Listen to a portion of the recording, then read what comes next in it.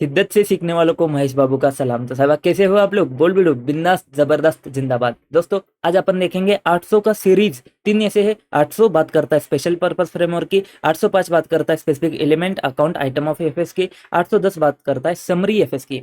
ठीक है, सारे यसेज है ना, सारे यसेज है, मतलब हम अभी ऑडिट में है, अपन ऑडिट से बाहर नहीं गए, अभी अपन ऑडिट में है। तो ऑडिट में है तो तुम्हारे सारे यसेज एप्लीकेबल हो जाते हैं। तो जो यसेज तुम्हारे 100 से 700 तक जो आते हैं ना, वो सारे अडोप्शन के साथ में इसमें तुम यूज कर सकते हो, उसका रेफरेंस भी तुम दे सकते हो। ठीक है सर, तो इसमें अलग चीज क्या आती है, यहाँ पे तुमको है ना ऑडिट जब तुम करते हो ना, तो ऑडिट है ना तुम थोड़ा नॉर्मल से अलग करते हो। जैसे कि 800 में तुम स्पेशल पर्पस फ्रेमवर्क का यूज करते हो तो फ्रेमवर्क चेंज होता है, और 805 में तुम्हारे पास में पूरा ऑडिट नहीं करते हो, तुम आइटम का, एलिमेंट का, अकाउंट का ऑडिट करते हो। एंड 810 में है ना, तुमने जो एफएस का ऑडिट किया है ना, उसके समरी का ऑडिट करते हो। तो अगर यहाँ पे थोड़ी थोड़ी चीजें चेंज होती है ना, तो ऐसे जो तुम्हारे 100 से 700 का सीरीज है ना, उसके ऐसे यहाँ पे अडोप्शन के साथ में यूज हो जाते हैं। ठीक है, तो यहाँ पे जो थोड़ी थोड़ी चीजें चेंज होती है ना, वो बस चेंज के लिए तुमको थोड़ा थोड़ा एक्स्ट्रा कुछ तो पढ़ना पड़ता है। कहाँ कहाँ पे पढ़ना पड़ेगा तुमको? देखो, हर चीज में तुमको दो तीन चीजें ध्यान देनी पड़ेगी। क्या? जब तुम एक्सेप्ट करते हो एंगेजमेंट को, तब क्या होना चाहिए? जब तुम प्लान परफॉर्म करते हो एंगेजमेंट को, तब क्या चीजें ध्यान में देनी है? एंड जब तुम उसको रिपोर्ट करते हो ना, तब क्या चीजें ध्यान देनी है? हर केस में तीन चीज तुमने ध्यान देनी है। हर हर चीज में, हर ऐसे में तुमने क्या तीन चीज ध्यान देनी है? क्या? तुमको एक्सेप्ट करना है, तो एक्सेप्ट करने से पहले कुछ चीजें ध्यान दे दो। एक्सेप्ट कर लिया, अब एंगेजमेंट को परफॉर्म करना है, परफॉर्म करते समय कुछ ध्यान देना है। परफॉर्म कर लिया, अब तुमको रिपोर्ट करना है, रिपोर्ट करते समय कुछ कुछ चीजें ध्यान देनी है। ठीक है, अब शुरुआत बात करते हैं ऐसे 800 के बारे में। ठीक है, जैसे 800 बात करता है तुम्हारा स्पेशल कंसिडरेशंस क्या होते हैं, मतलब जो तुम्हारा नॉर्मल ऑडिट है उससे तुम्हारा यहाँ पे अलग क्या होगा, स्पेशल चीज क्या होगी? अगर तुम ऑडिट ऑफ एफएस, उस एफएस का ऑडिट करते हो जहां पे तुम्हारा एफएस प्रिपेयर होता है स्पेशल पर्पस फ्रेमवर्क के हिसाब से। ठीक है, तो सर सबसे पहले हमको ये समझाओ कि स्पेशल पर्पस फ्रेमवर्क क्या होता है, और इसके ऊपर तुमको क्वेश्चन भी आ सकता है। ऐसे 800 डील करता है special consideration in respect of audit of FS जो प्रिपेयर किया है स्पेशल पर्पस फ्रेमवर्क के हिसाब से। तो तुमको बोलेंगे एक्सप्लेन करो बाय गिविंग एग्जांपल, एग्जांपल लेकर एक्सप्लेन करो कि स्पेशल पर्पस फ्रेमवर्क का मीनिंग क्या होता है। तो भाई साहब मीनिंग बहुत सिंपल होता है। मीनिंग इतना ही होता है कि अगर तुम्हारा जो एफएस है, वो अगर एफएस तुम्हारा नीड को सेटिस्फाई करता है, किसके नीड को? यूजर के नीड को सेटिस्फाई करता है। अगर वो यूजर है ना, वो तुम्हारे यूजर लिमिटेड है, इंटेंडेड यूजर के फाइनेंशियल इंफॉर्मेशन के नीड को सेटिस्फाई करता है। मैंने क्या बोला? इंटेंडेड यूजर के फाइनेंशियल नीड को, फाइनेंशियल इंफॉर्मेशन के नीड को सेटिस्फाई करता है, तो स्पेशल पर्पस बनेगा। यही चीज तुमने यहाँ पे लिखनी है। जैसे 800 ने डिफाइन किया है स्पेशल पर्पस फ्रेमवर्क क्या है तुम्हारा, एफआरएफ ऐसा फाइनेंशियल रिपोर्टिंग फ्रेमवर्क जिसको डिजाइन किया है to meet the financial information needs of specific user. Specific user के फाइनेंशियल इंफॉर्मेशन नीड को मीट करने के लिए जो फाइनेंशियल रिपोर्टिंग फ्रेमवर्क होता है, वो तुम्हारा स्पेशल पर्पस फ्रेमवर्क होता है। तो सर ये तुम्हारा डिफरेंट कैसे होता है जनरल पर्पस फ्रेमवर्क के साथ में? तो जनरल पर्पस फ्रेमवर्क है ना, वो तुम्हारा common financial information needs of wide range of user को एड्रेस करता है। वही तुम्हारा स्पेशल पर्पस फ्रेमवर्क है ना, वो तुम्हारा financial information needs of specific users की बात करता है। ये तुम्हारा दोनों का डिफरेंस है, इसको भी तुम लिख के आ सकते हो। सर तो अगर हमने जो ऐसे 700 में बात करी थी कि हमारे पास में जब हम रिपोर्ट करेंगे, तो हमारे पास में जब एफएस को अपन प्रेजेंट करेंगे ना, तो हमारे पास में दो टाइप के प्रेजेंटेशन होते हैं। कौन से फ्रेमवर्क होते हैं? एक होता है फेयर प्रेजेंटेशन फ्रेमवर्क, एंड दूसरा होता है कंप्लायंस फ्रेमवर्क। ठीक है, तो अगर अपन स्पेशल पर्पस के हिसाब से देते हैं, देखो जनरल पर्पस के हिसाब से देते हैं तो हमारा दोनों में से कोई भी यूज कर सकते हो। स्पेशल पर्पस के हिसाब से भी सेम टू सेम चीज आती है, दोनों में से कोई भी यूज कर सकते हो, फेयर प्रेजेंटेशन फ्रेमवर्क भी या फिर कंप्लायंस फ्रेमवर्क भी। ठीक है, ये दोनों भी तुम यूज कर सकते हो। इसके बारे में 805 में और थोड़ा सा एक्स्ट्रा वाला अपन बात करेंगे। ठीक है, determine the form and content of FS and what constitutes complete FS, the requirement of applicable FRF। FRF का रिक्वायरमेंट क्या है कि तुम्हारा जो FS है ना, वो उसका फॉर्म क्या होना चाहिए, उसका कंटेंट क्या होना चाहिए, एंड तुम्हारे कंप्लीट सेट ऑफ FS में क्या क्या चीजें आनी चाहिए, ये FRF का रिक्वायरमेंट होता है। वो तो हर जगह पे होता है कि तुम्हारे एफएस में क्या क्या चीजें आनी चाहिए, क्या क्या चीजें नहीं आनी चाहिए, कैसे कैसे एफएस तुमने प्रिपेयर करना है, यही तो एफआरएफ होता है। और क्या होता है? ठीक है, अब ये तो तुमने बता दिया कि स्पेशल पर्पस फ्रेमवर्क क्या होता है। अब तुमको बताना है, एग्जाम्पल ले दो स्पेशल पर्पस फ्रेमवर्क के। तो एग्जाम्पल ले देते हैं, क्या है कैश बेसिस अकाउंटिंग, देखो तुम्हारा वैसे तो मर्केंटाइल बेसिस पे होता है, लेकिन अगर तुमको कैश बेसिस अकाउंटिंग किसी ने बोला है कि तुमको कैश बेसिस अकाउंटिंग पे देना है, तो क्या हो जाएगा, तुम्हारा स्पेशल पर्पस फ्रेमवर्क हो जाएगा। एंड कैश फ्लो इन्फॉर्मेशन अगर क्रिएटर ने रिक्वेस्ट किया है तो रेगुलेटरी रिपोर्टिंग का कुछ ऐसा स्पेशल रिक्वायरमेंट है कि हमको ऐसा ही एफएस चाहिए, तो तुम्हारा एग्जाम्पल हो जाएगा। And financial reporting for contract like loan lease agreement, loan के हिसाब से, लीज एग्रीमेंट के हिसाब से अगर तुमको फाइनेंशियल रिपोर्टिंग करनी है तो तुम्हारा क्या हो जाएगा, वो तुम्हारा स्पेशल पर्पस फ्रेमवर्क हो जाएगा। ध्यान देने की बात आती है, क्वेश्चन में आएगा सीधा सीधा उठ के कॉन्ट्रैक्ट, क्वेश्चन में अगर कॉन्ट्रैक्ट वर्ड आता है ना, कॉन्ट्रैक्ट, तो समझ जाना यहाँ पे स्पेशल पर्पस फ्रेमवर्क है। अभी बात कर रहा हूँ तुमको, आगे हर जगह पे जहां जहां पे कंफ्यूजन होता है ना, वो कंफ्यूजन क्लियर करने के लिए मैंने बता दिया, कॉन्ट्रैक्ट आता है ना तो समझ जाना स्पेशल पर्पस फ्रेमवर्क है। ठीक है, कॉन्ट्रैक्ट चाहे लोन का हो, एग्रीमेंट का हो, लीज एग्रीमेंट हो, जो भी हो, कॉन्ट्रैक्ट आता है तो समझ जाना स्पेशल पर्पस फ्रेमवर्क है। ठीक है, तो ये तो हमने उनको बता दिया कि स्पेशल पर्पस फ्रेमवर्क क्या होता है। अब हमको तीन चीज देखनी होती है, क्या एक्सेप्टेंस करते समय तुमने किन चीज का ध्यान देना है, प्लान एंड परफॉर्म करते समय क्या चीज का ध्यान देना है, एंड रिपोर्ट करते समय क्या चीज का ध्यान देना है। ठीक है, एक क्वेश्चन बना तुम्हारा स्पेशल पर्पस फ्रेमवर्क क्या होता है। अब तीन क्वेश्चन बनेंगे तुम्हारे, एक्सेप्ट, प्लानिंग एंड रिपोर्टिंग। तो तीन क्वेश्चन को अपन एक एक करके देख लेते। पहला क्वेश्चन बनेगा तुम्हारा, एक्सेप्ट करते समय तुमने क्या ध्यान, किस चीज का ध्यान देना है। देखो जब भी अपन एक्सेप्ट करते हैं ना तो अपन क्या करते हैं, जैसे 210 में जाते हैं, तो यहाँ पे भी तुमको यही चीज देखनी है, तुमको क्या करना है, जैसे 210 में जाना है। जैसे 210 में क्यों जाते हैं, क्योंकि वहां पे हमारे पास में एफआरएफ कैसे डिटरमाइन किया गया है, इसको अपने को चेक करना है। एक मिनट दे दो, मैं तुमको एक सेकंड में दिखा देता हूँ। देखो यहाँ पे ऐसे 210 की जब बात होती है ना, तब अपन क्या करते हैं कि अपने को क्या करना है, सबसे पहले डिटरमाइन करना होता है कि एफआरएफ जो है ना वो तुम्हारा एक्सेप्टेबल है क्या। ये डिटरमाइन करने के लिए तुम हाउ टू डिटरमाइन कि एफआरएफ तुम्हारा एक्सेप्टेबल है कि नहीं है, इसके लिए चार चीजें अपन चेक करते हैं। क्या, एंटिटी का नेचर क्या है तुम्हारा, एफएस का पर्पस क्या है तुम्हारा, जनरल है कि स्पेशल पर्पस है, नेचर क्या है एफएस का, सीएफएस है, एसएफएस है, या फिर लॉज एंड रेगुलेशन। ये चीजें अपन क्या करते हैं, ध्यान देके चलते हैं। अभी यही चीज तुमको यहाँ पे भी समझनी होती है, जब जब अपन एंगेजमेंट को एक्सेप्ट करेंगे तो अपने को एफआरएफ जो है ना वो तुमको एक्सेप्टेबल है या नहीं है, ये चीजें चेक करनी पड़ती है। ठीक है, लेकिन जब जब तुम्हारा स्पेशल पर्पस फ्रेमवर्क के हिसाब से एफएस बनता है ना, तो तुम्हारे पास में एफआरएफ के तीन टाइप हो सकते हैं। कैसे तीन टाइप हो सकते हैं, एक तो जो स्टैंडर्ड है ना वो तुम्हारे ऑथराइज ऑर्गेनाइजेशन ने क्या किए हैं, इस्टेब्लिश, जो financial reporting standards establish by the authorise organisation, standards को इस्टेब्लिश किसने किया है, ऑथराइज ऑर्गेनाइजेशन ने किया है, या फिर रेगुलेटरी रिक्वायरमेंट ने किया है, या फिर कॉन्ट्रैक्ट के बेसिस पे। ठीक है, तीन चीजें आ सकती है, क्या, ऑथराइज ऑर्गेनाइजेशन ने स्टेब्लिश करे स्टैंडर्ड को, या फिर रेगुलेटरी रिक्वायरमेंट है, या फिर तुम्हारे पास में क्या है, कॉन्ट्रैक्ट के बेसिस पे। तो तुमको ये चीज देखनी पड़ेगी। अगर ऑथराइज ऑर्गेनाइजेशन है, फॉर एग्जांपल के लिए लेते हैं सेबी, ठीक है, सेबी ने कोई स्टैंडर्ड स्टेब्लिश करे है, अगर वो स्टैंडर्ड सेबी ने स्टेब्लिश करे है ना तो तुमको एक्सेप्टेबल होने चाहिए, क्योंकि भाई सेबी ने है कुछ सोच समझ के बनाया होगा, एक्सेप्टेबल है। रेगुलेटरी रिक्वायरमेंट कुछ आते हैं, जैसे अगर बैंकिंग ने बोला है कि हमको एक अलग से एफएस चाहिए, तो अगर सर्टन टाइप ऑफ एंटिटीज, जैसे तुम्हारे बैंकिंग है, इंश्योरेंस है, कोई भी हो सकता है, उसके रेगुलेटरी रिक्वायरमेंट ने अगर उन्होंने बोला है कि हमको ऐसा ऐसा एफएस करके चाहिए, तो अगर उनका रिक्वायरमेंट है तो उनके भी जो एफआरएफ होगा वो भी हमको एक्सेप्टेबल होगा। तो देखो जो तुम्हारे ऑथराइज ऑर्गेनाइजेशन या फिर रेगुलेटरी रिक्वायरमेंट का एफआरएफ होता है ना, वो अपन एक्सेप्टेबल मान लेंगे, क्योंकि भाई साहब उन्होंने सोच समझ के बनाया है, तेरे को दिमाग लगाने की जरूरत नहीं है। ठीक है, अपन क्या मानेंगे, वो हमको एक्सेप्टेबल है। लेकिन जब कॉन्ट्रैक्ट की बात आती है ना, कॉन्ट्रैक्ट की बात आती है ना, तब यहाँ पे ना लोग है ना, दो लोग, तो हो सकता है कि वहां पे तुम्हारा एफआरएफ है ना वो एक्सेप्टेबल नहीं है। तो उस केस में अपन क्या करेंगे, अपन 210 में जाएंगे। देखो एसेज में है अपन, तो 210 का तो आ जाएगा, रेफरेंस भी तुम दे सकते हो, इसमें हमको कोई बात नहीं है।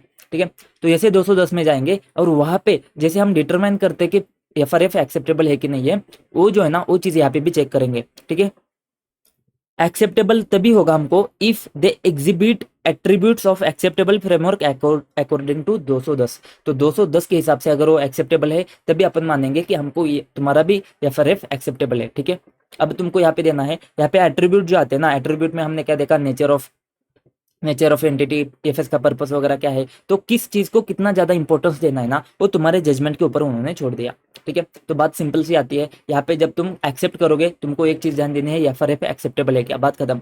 यही सबसे इंपॉर्टेंट पोर्शन है, पूरे जो चीज तुमको यहाँ पे दिख रही है ना, इसमें से बस यही चीज इंपॉर्टेंट है कि तुमको देखना है कि एफआरएफ तीन लोग दे सकते हैं, तीन जनों का एफआरएफ आ सकता है। एक है तुम्हारे पास में ऑथराइज ऑर्गेनाइजेशन का, दूसरा है रेगुलेटरी रिक्वायरमेंट का, तीसरा है कॉन्ट्रैक्ट का। ठीक है, रेगुलेटरी रिक्वायरमेंट एंड तुम्हारे पास में स्टेब्लिश ऑथराइज ऑर्गेनाइजेशन है, तो उस केस में अपन एक्सेप्टेबल मानेंगे। अगर कॉन्ट्रैक्ट के बेसिस पे है, जैसे लीज एग्रीमेंट का है, तुम्हारे लोन एग्रीमेंट का है, तो कॉन्ट्रैक्ट के बेसिस पे है ना, तो अपन क्या करेंगे 210 में जाएंगे। उसके एट्रीब्यूट को अगर तुम कंप्लाई करते हो तो अपन क्या करेंगे, अपन मानेंगे कि तुम्हारा एफआरएफ हमको एक्सेप्टेबल हो जाएगा।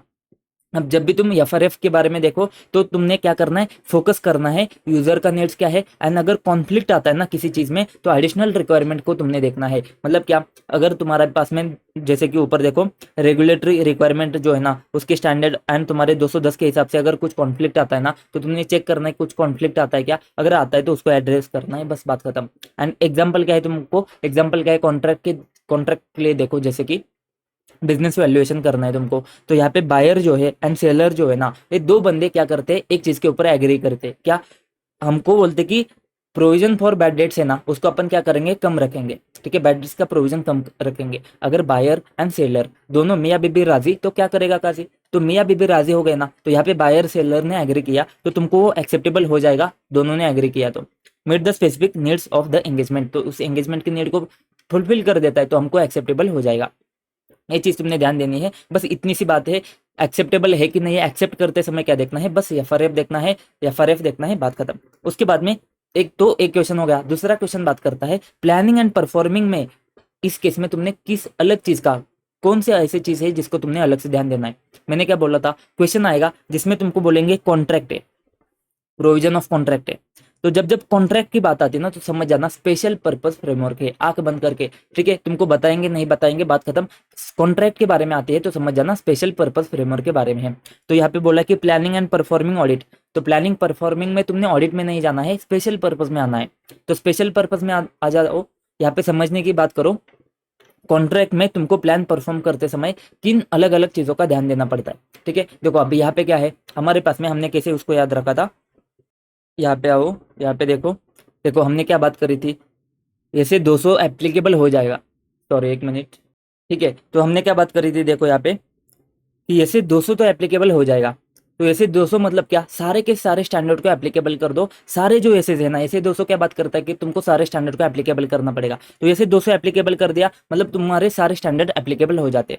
अभी अपन ऑडिट ही करते तो इथिकल रिक्वायरमेंट के साथ में इंडिपेंडेंस भी ध्यान देना है तुमने, एमसीक्यू पॉइंट ऑफ व्यू से इंडिपेंडेंस ध्यान देना है तुमने। ठीक है, क्योंकि आगे जाके नहीं आएगा एक दो जगह पे। तो ये चीज तुमको समझनी है कि अभी एसेज में है ना, तो एसेज में तुमको इंडिपेंडेंस तो आना ही आना है, कौन सा भी ऐसे हो। ठीक है, तो 200 का रिक्वायरमेंट आता मतलब सारे ऐसे आ जाएंगे। ठीक है, उसके बाद में अपन ने उसमें 60 ऐड किया था तो 260 आया था। उसके बाद में फिर 60 ऐड किया था तो 320 आया था। तो 2 बार 60 ऐड किया, इसकी वजह से हमने मल्टीप्लाई किया 2 से एंड उसमें 60 ऐड कर दिया तो 700 आया था। ठीक है, तो हमको क्या देखना है, 260, 320 एंड 700। तो 700 तो सिंपल है, वो बात करता है कि जैसे 700 में जैसे ऑडिट रिपोर्ट होता है ना, वैसे ऑडिट रिपोर्ट दे दो। एक दो चीज हमको बस ऑडिट रिपोर्ट देते समय ध्यान देनी है। ठीक है, तो ऐसे 700 तो बात करता है कि ऑडिट रिपोर्ट के बारे में, वो तो तुम्हारा फॉर्म एंड कंटेंट सेम रहेगा। अब बात आती है कि ऐसे 200 ने तुमको बोल दिया कि सारे ऐसे एप्लीकेबल हो जाएंगे, तो 260 एंड 320 अलग से क्यों दिया है, क्योंकि यहाँ पे थोड़ा सा चीज अलग तुमको समझना पड़ेगा। क्या, यहाँ पे जो TCWG होते हैं ना, उनको तुमको कम्युनिकेट तो करना होता है 260 के हिसाब से, बट देखो यहाँ पे स्पेशल पर्पस फ्रेमवर्क है ना, तो हो सकता है कि TCWG के पास में वो जिम्मेदारी नहीं है जो हमारे नॉर्मल ऑडिट में होती है। नॉर्मल ऑडिट में TCWG के पास में जिम्मेदारी होती है, हो सकता है कि यहाँ पे उसके पास जिम्मेदारी नहीं है, तो किसके पास होगी, हो सकता है मैनेजमेंट के पास होगी, हो सकता है TCWG ने किसी और को असाइन किया है। जैसे टर्म्स ऑफ एग्रीमेंट है, लीज है तुम्हारा, लीज के लिए तुमने दिया है, कॉन्ट्रैक्ट है लीज का, तो उस केस में तुम्हारे पास में मैनेजमेंट को बोला रहेगा कि तू देख ले इसका सब कुछ। तो उस केस में हम क्या करेंगे, मैनेजमेंट के साथ में कम्युनिकेशन करेंगे। तो हो सकता है 260 के हिसाब से जो तुमको कम्युनिकेशन करना होता है वो TCWG की जिम्मेदारी नहीं है।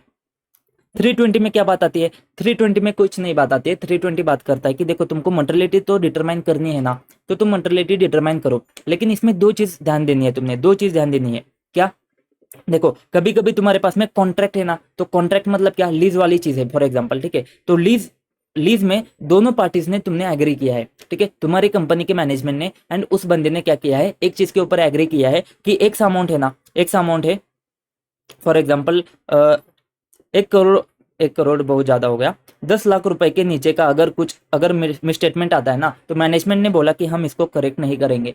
ठीक है, ऐसा मैनेजमेंट ने उस पार्टी के साथ में एग्रीमेंट करके एग्री कर लिया। अब तुमने एक चीज ध्यान देनी है कि तुम्हारे लिए 10 लाख का मटेरियलिटी होगा क्या, ऐसे नहीं होगा, ठीक है। उन्होंने उनका एग्रीमेंट किया है तो उसका एग्रीमेंट ठीक है, लेकिन तुम्हारे लिए तुम 10 लाख रुपए तुम्हारा मटेरियलिटी डिटरमाइन मत करो, तुम तुम्हारे हिसाब से देखो, ठीक है। उन्होंने कुछ तो डिटरमाइन किया है, इसका मतलब वो नहीं कि तुम्हारा मटेरियलिटी तुम 320 के हिसाब से डिटरमाइन नहीं करोगे। उन्होंने डिटरमाइन किया है तो सही बात है, कोई बात नहीं है, लेकिन तुम तुम्हारे हिसाब से 320 के हिसाब से तुम तुम्हारा मटेरियलिटी डिटरमाइन करो। एक पॉइंट हो गया। दूसरी चीज बात करता है कि तुमको मटेरियलिटी जब डिटरमाइन करनी है ना, तो कुछ स्पेशल चीजें ध्यान देनी पड़ती है, कुछ स्पेशल चीजें ध्यान देनी पड़ सकती है, तो उस केस में स्पेशल चीज के ऊपर ध्यान दे सकते हो। जैसे कि तुम्हारे पास में, जैसे कि हम नॉर्मल मटेरियलिटी जब देते हैं ना, तब अपन यूजर का क्या करते हैं, यूजर को ध्यान में रखते हैं, यूजर को ध्यान में रख के ही मटेरियलिटी बनाते हैं। वैसे यहाँ पे भी तुमने क्या करना है, तुम्हारे स्पेसिफिक यूजर है ना, उनको ध्यान रख के मटेरियलिटी बनानी है। बस इतनी सी बात आती है। देखो क्या क्या चीज होती है, बात करते हैं जैसे 200 के बारे में, 260 के बारे में, फिर 320 के बारे में, एंड फिर तुम्हारे पास में ऐसे 700 के बारे में, 320 के बारे में 2 पॉइंट आते हैं। तो समझ जाना क्या क्या बात हो रही है। सबसे पहले 200 बोलता है कि सारे के सारे ऐसे एप्लीकेबल हो जाएंगे जो रिलेवेंट है, इथिकल रिक्वायरमेंट के साथ में इंडिपेंडेंस देखना है तुमने। 260 बात करता है कि स्पेशल पर्पस एफएस में TCWG may not have wording क्या है, may not have such responsibility. 320 बात करता है, देखो कभी कभी क्या होता है, मैनेजमेंट एग्री करेगा इंटेंडेड यूजर के साथ में कि थ्रेशोल्ड जिससे कम अगर मिसस्टेटमेंट होता है तो audit will not be corrected, उसमें करेक्ट नहीं होगा। तो एग्जिस्टेंस ऑफ सच थ्रेशोल्ड तुम्हारा ऑडिटर को रिलीव नहीं करेगा from the requirement to determine materiality. 320 के हिसाब से जो मटेरियलिटी डिटरमाइन करनी है उससे तुमको रिलीव नहीं करेगा। उसके बाद में बात होती है application of some requirement of SAs. कुछ एसेज के रिक्वायरमेंट तुमको स्पेशल पर्पस एफएस के हिसाब से क्या करना पड़ेगा, स्पेशल कंसिडरेशन देके ध्यान देना पड़ेगा। जैसे कि 320 में जब अपन मटेरियलिटी डिटरमाइन करते हैं वो अपन common financial need of wide user के बेस पे करते, वही स्पेशल पर्पस केस में तुमको क्या करना पड़ेगा, इंटेंडेड यूज के ऊपर करना पड़ेगा। ये तो बस एग्जांपल दिया है, ओरिजिनल पॉइंट क्या है तुम्हारा, रिक्वायरमेंट जो है ऐसे का तुम्हारा स्पेशल पर्पस एफएस का अगर आता है तो एप्लीकेशन जो जाएगा तुम्हारा उसमें स्पेशल कंसिडरेशन जाएंगे। सारे एफएस को अडॉप्ट करना है तुमने कंसिडरेशन, स्पेशल कंसिडरेशन के साथ में। उसके साथ में बस एक पॉइंट एडिशनल आता है जो बात करता है to obtain an understanding of entity's selection and application of accounting policy in case FS prepared in accordance with the provision of contract. तो उस केस में auditor shall obtain understanding of any significant interpretations of contract that management made for the preparation of FS. 315 में क्या होता है, तुम understanding obtain करते हो, वैसे ही अगर एफएस कॉन्ट्रैक्ट के हिसाब से बना है तो तुमको क्या करना पड़ेगा, प्रोविजन ऑफ कॉन्ट्रैक्ट को तुमने ध्यान देके चलना पड़ेगा, तुमको अंडरस्टैंडिंग लेना पड़ेगा सिग्निफिकेंट इंटरप्रिटेशन ऑफ कॉन्ट्रैक्ट के हिसाब से। एक बात होती है, एक तब बात होती है जब तुमको क्या करना पड़ता है, तुमको परफॉर्म एंड अंडरस्टैंड करना पड़ता है। देखो क्या क्या चीज आती है, बात करता है 200 सारे एसेस को एप्लीकेबल कर दो, इथिक के साथ में इंडिपेंडेंस का रिक्वायरमेंट आ जाएगा। सारे एसेस को एप्लीकेबल कर दो, इथिक के साथ में इंडिपेंडेंस का रिक्वायरमेंट आ जाएगा। 260 कम्युनिकेशन में टीसीडब्ल्यूजी के पास में रिस्पॉन्सिबिलिटी नहीं है, ऐसा भी हो सकता है। फिर 320 में क्या बात होती है, 320 में बात करता है कि तुमको 320 के हिसाब से मटेरियलिटी डिटरमाइन करनी पड़ेगी। हो सकता है मैनेजमेंट ने कुछ एग्रीमेंट किया है, वो मैनेजमेंट का हो गया, तुमको तुम्हारा करना पड़ेगा।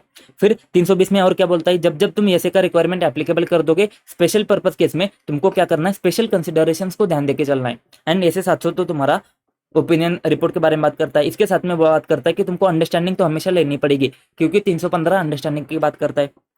तो अकाउंटिंग पॉलिसी का सिलेक्शन एप्लीकेशन उसका अंडरस्टैंडिंग लेना पड़ेगा। कॉन्ट्रैक्ट के हिसाब से बना है तो सिग्निफिकेंट इंटरप्रिटेशन ऑफ कॉन्ट्रैक्ट को तुमने ध्यान देके चलना पड़ेगा। उसके बाद में बात होती है रिपोर्ट की, रिपोर्ट की। अब तुमको रिपोर्ट करना है, तो रिपोर्ट करने से पहले एक बात ध्यान दे दो। क्या बात ध्यान देनी है तुमने, देखो जैसे अपन स्पेशल पर्पस फ्रेमवर्क का यूज करते हैं ना, तो तुम्हारे फाइनेंशियल स्टेटमेंट में तुमने रेफर करके चलना है कि एप्लीकेबल एफआरएफ जो है ना वो तुम्हारा कौन सा एप्लीकेबल एफआरएफ है, ठीक है। जब तुम एफएस बनाओगे तो एफएस में ऑडिट के बारे में बात नहीं हो रही है, तुमको ऑडिट में ऐसे 700 ने ऑडिटर ने चेक करना है, चेक क्या करना है कि एफएस में तुमने एफआरएफ का रिक्वायरमेंट दिया है क्या। तो इसका मतलब तो साफ साफ है, जब एफएस स्पेशल पर्पस फ्रेमवर्क के हिसाब से जाएगा तो एफएस में तुम्हारे पास में वो लिखा होगा कि फ्रेमवर्क कौन सा है तुम्हारा, एफआरएफ कौन सा है, ठीक है। तो अगर एफएस में लिखा है कि एफआरएफ कौन सा है तो ऑडिटर जब बताएगा कि ये स्पेशल पर्पस फ्रेमवर्क के हिसाब से बना है तब अपन ईओएम पैरा देंगे। ये बात तुम ध्यान दे दो, क्यों, क्योंकि एफएस में मेंशन किया ना एफआरएफ कौन सा है, तो एफएस में अगर एफआरएफ मेंशन है तो ऑडिटर अगर उसको रेफर करेगा तो ईओएम पैरा में रेफर करेगा, क्योंकि एफएस में मेंशन है। बात खत्म। और एक चीज समझना है तुमने, अगर प्रोविजन ऑफ कॉन्ट्रैक्ट के हिसाब से बना है ना तो एफएस में ए भी बता देना है, सिग्निफिकेंट इंटरप्रिटेशन ऑफ कॉन्ट्रैक्ट अगर कुछ होते हैं तो उसको भी एफएस में रेफर करते आना चाहिए। इतनी बात हो गई एफएस के बारे में, बात छोड़ दो। अब बात करते हैं रिपोर्टिंग के बारे में। जब हमको ऑडिट रिपोर्ट करना पड़ता है ना तो अपन क्या करेंगे, ऐसे 700 में जाते हैं। ऐसे 700 डील करता है कि form and content of audit report कैसे होता है, ठीक है। अब इसमें हमको क्या देखना पड़ेगा, जब जब तुम ऑडिट रिपोर्ट देते हो ना तो तुमने डिस्क्राइब करना है, ऑडिटर्स रिपोर्ट ने डिस्क्राइब क्या करना है कि ये जो एफएस है ना इसका पर्पस क्या था and if necessary intended user कौन है ये बताना पड़ेगा। देखो तुम्हारा आगे जाके भी तुम्हारे डिफरेंट टाइप ऑफ जो भी ऑडिट रिव्यू है उसमें अगर स्पेशल पर्पस फ्रेमवर्क यूज होता है ना तो वहां पे जब जब तुम रिपोर्टिंग में जाओगे ना तो तुमको एक लाइन दिखेगा कि अगर स्पेशल पर्पस फ्रेमवर्क के हिसाब से हुआ है, अगर स्पेशल पर्पस फ्रेमवर्क के हिसाब से हुआ है तो तुमको पर्पस एंड इंटेंडेड यूजर बताने पड़ते हैं।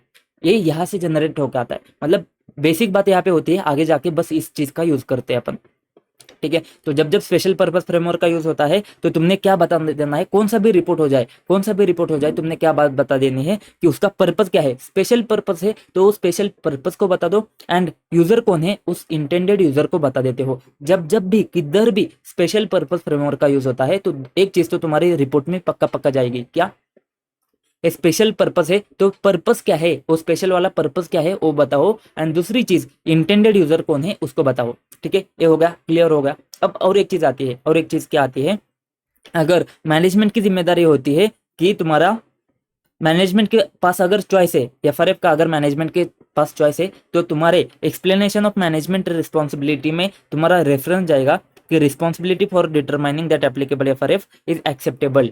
देखो इसका मतलब क्या, ऊपर हमने दो तीन चीज देखी थी, क्या कि अगर ऑथराइज ऑर्गेनाइजेशन ने एफआरएफ दिया है तो हम एक्सेप्टेबल मान लेंगे, अगर तुम्हारे पास में रेगुलेटर का रिक्वायरमेंट है तो एक्सेप्टेबल मान लेंगे, लेकिन अगर कॉन्ट्रैक्ट है ना तो अपन चेक करेंगे कि एक्सेप्टेबल है कि नहीं है।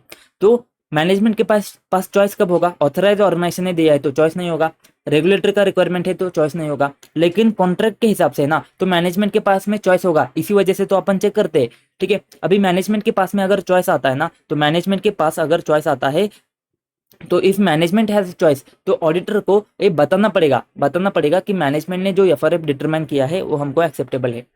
समझ में आया, बात क्लियर है, एकदम क्लियर है। अब उसके साथ में जैसे जैसे हम 700 में जैसे जैसे अपन ऐसे 700 में क्या बात करते हैं, तुमको की ऑडिट मैटर प्यारा देना हो सकता है, तो वैसे ही यहाँ पे भी अगर की ऑडिट मैटर प्यारा कम्युनिकेट करना है तुमको तो वो भी तुम क्या करोगे, स्पेशल पर्पज एफएस में की ऑडिट मैटर प्यारा भी दे सकते हो। बात खत्म।